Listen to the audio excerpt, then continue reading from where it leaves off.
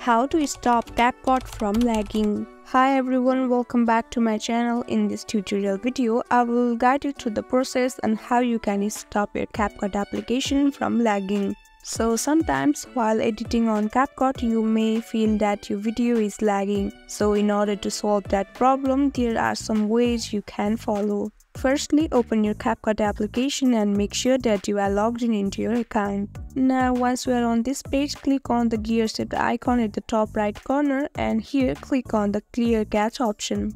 Again, tap on OK and wait for a second.